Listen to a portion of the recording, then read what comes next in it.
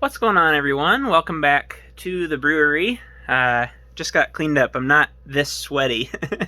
uh, anyway, into the video. So actually just yesterday, it'll be a few days later for you guys, but just yesterday I was working with the improved Glycol Chiller setup, and I was talking to my cousin who actually is a brewer and owns a brewery, because what I was running into is that my glycol solution, while in the freezer, was freezing or slushing up, I guess is the correct term that I've realized. It was slushing up at like 25 or 20 degrees.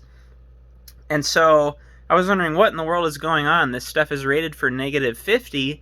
Why are we slushing up at such a higher temperature? And so I did some research into that, and I realized that a lot of propylene glycol antifreezes, which would be like your food grade stuff and your RV stuff and marine and all that, anything that's safer than ethylene glycol, what I realized is there's both a slush point and a freeze point. And a lot of times, if not every time, the manufacturer will only advertise the freeze point. So for example, here's our stuff we're using, and it says negative 50 burst protection. So that means it's not going to freeze hard and cause a pipe to burst at less than negative 50. And so this became a problem because my glycol pump is not able to pump glycol that's slushy. It's got to be liquid. And so that was causing trouble. So the solution, this is not what I came up with, but after talking to my cousin, is a couple different things. In his scenario, he has an actual glycol chiller, which I don't. And so it's a little bit different requirement. With the glycol chiller, you're able to keep it more at your desired temperature for what you want your beer to be. For me, because my efficiency is so much lower, I have to chill the glycol to a much lower temperature to try and achieve that temperature of the beer. And so for that reason, he's able to keep his, I think he said, at 30 degrees above that slush point, and so it's not as much of a concern. I'm trying to take mine as cold as possible, like maybe negative 10, negative 20, something like that. But regardless, there's a solution that he offered that he said he uses at times. If he's not going to be using his chiller to chill beer, he says it's running all the time. Even when it's not in use, it's running 24/7. And the reason being is it's circulating all the time. And so because it's doing that, it's not able to slush up or freeze up nearly as much as it would if it was just sitting still. And so let me show you my solution. I'm actually running the pump right now, just for testing purposes only. I'm set at 0 degrees, which I don't think we'll achieve, and I'll explain why in a second.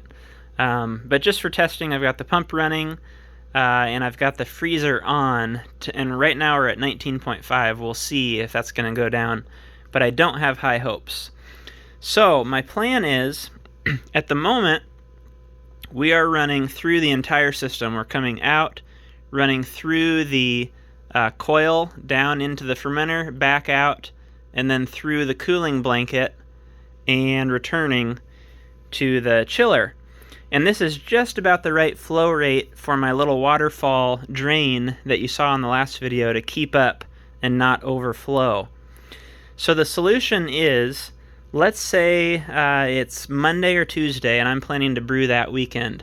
What I'm going to do is go ahead and kick on the pump a few days in advance and turn down the temperature of the chiller to bring it down a couple days in advance of brewing a batch, because at a homebrew level and a homemade level, I can't run this thing 24/7 as you would with an industrial unit. So what I'm looking to do is run it for 2 or 3 days in advance of a batch of beer, in order to not stress out the pump, but to hopefully achieve the temperature that we want. Now, something else, as I mentioned, I'm not going to be able to achieve that 0 degrees, I don't think. But I don't need to, because what that is doing is that's running through the entire system, which gives it so much more time to warm up. As it comes out, it's exposed to ambient temperatures here big time, and here in the coil quite a bit. So the plan is I'm going to add a T right here, a T fitting, another T fitting, and then bridge this and create a loop in the system. This is my send and return. I'm also going to add a valve so that I can shut this system off and open this and open that loop. So when that's functioning, this would be in our preparation stage, so like a few days in advance. Let's say I'm storing this at 30 degrees, so it's not slush. 30 degrees is fine, it can sit at 30. I'm going to come out, I'm going to adjust the valves, so I'll open this valve for the loop, and I'll shut off the fermenter, and I'll kick on the pump, and then turn my temperature from 30 down to, let's say, for example, 0. Hopefully we can go colder, but 0 would be great. That is a 20 degree advantage versus where I've been able to keep it.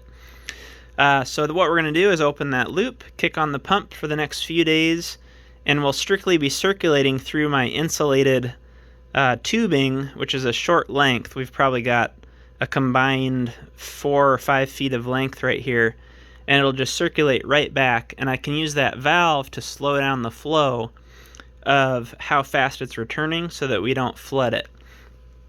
And so that's the plan. I'm planning to pick up those valves today or tomorrow, get them in place, and then do some testing, both with the fermenter empty and then with the fermenter full of water, just to act as if that's a batch of beer and we're trying to cold crash it or something, and we'll see how the results show up. So anyway, I wanted to give this update, and if you have any questions, make sure to leave those down below, or any comments if you've run into this yourself and have any suggestions. I would sure appreciate it.